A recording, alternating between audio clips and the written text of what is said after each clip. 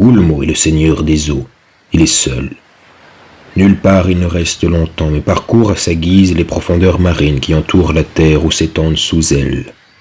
Sa puissance vient en premier après celle de Manwë, et il était son ami le plus proche avant l'existence de Valinor. Ensuite, on le vit rarement au conseil des Valar, à moins qu'on y débatte de graves sujets. Car sa pensée enveloppe Arda tout entière, et il n'a besoin d'aucune demeure. En outre, il n'aime pas parcourir les terres, et rarement se vêtira-t-il d'un corps à la manière de ses pères.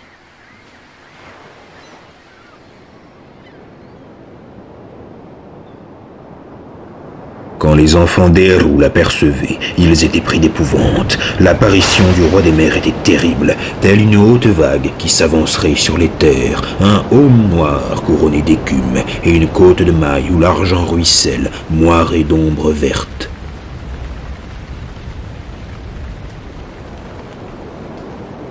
Les trompettes de Manwë sont puissantes, mais la voix d'Ulmo est profonde comme les abîmes de l'océan qu'il est seul à contempler.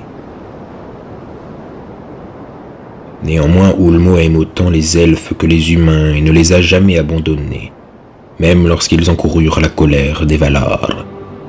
Parfois, invisible, il vient sur les rivages des terres du milieu ou s'avance loin dans les terres par un bras de mer et là fait résonner ses grandes trompes, les Ulumuri, creusées dans une nacre blanche.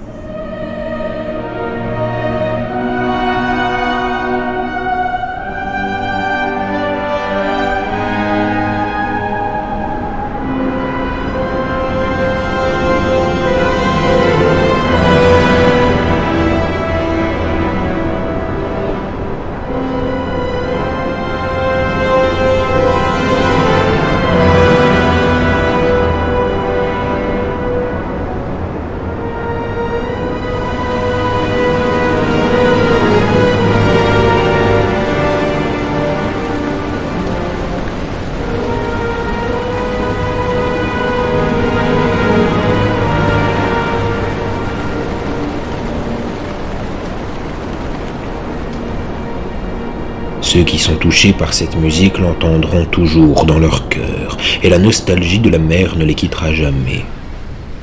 Avant tout, Ulmo s'adresse aux habitants des terres du milieu par des voix qu'on entend comme la musique des eaux. Car les mers, les étangs, les rivières, les sources et les ruisseaux sont tous et toutes sous son autorité, ce qui fait dire aux elfes que l'esprit d'Ulmo court dans les veines du monde. Il connaît ainsi, même au plus profond des eaux, tous les besoins et les douleurs d'Arda qui resteraient sans lui ignorés de Manwë.